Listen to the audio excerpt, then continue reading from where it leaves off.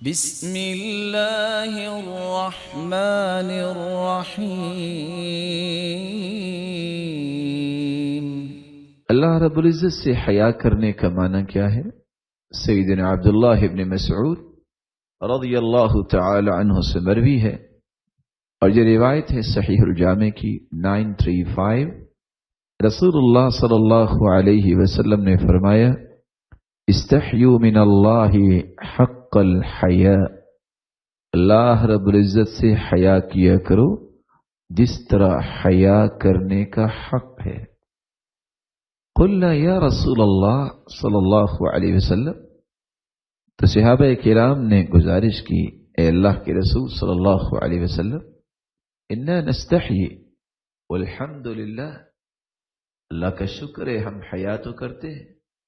قال لیس ذاک، آپ بلا شبہ حیا کرتے ہیں لیکن میرا یہ مقصود نہیں، ولکن الاستحیاء من اللہ حق الحیاء، اللہ رب العزت سے حیا کرنے کا حق یہ ہے، ان تحفظ الرأس وما وعى، آپ کو اللہ نے جو دماغ دیا ہے، جو سر دیا ہے، اور سر کے اندر جو کچھ ہے اس میں اللہ کے سوا کسی اور کی سوچ نہ ہو۔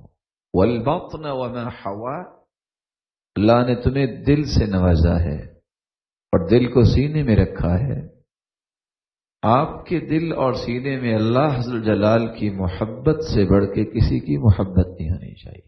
وَلِتَذْكُرُوا الْمَوْتَ وَالْبِلَا، اور تیسری بات، موت اور اس کی سختیوں کو تمہیں ہر وقت یاد رکھنا چاہیے۔ وَمَنْ أَرَادَ الْآخِرَةَ تَرَكَ زِينَةَ الدُّنْيَا، اور جو شخص آخرت چاہتا ہے تو دنیا کی زیب و زینت کو چھوڑتا ہے، یعنی اس سے دل نہیں لگاتا۔ فَمَنْ فَعَلَ ذَلِكَ، جس نے یہ چار کام کر لیے، فَقَدْ اسْتَحْيَا مِنَ اللَّهِ حَقَّ الْحَيَاءِ، اس نے اللہ ذو الجلال سے حیا کرنے کا حق ادا کر دیا۔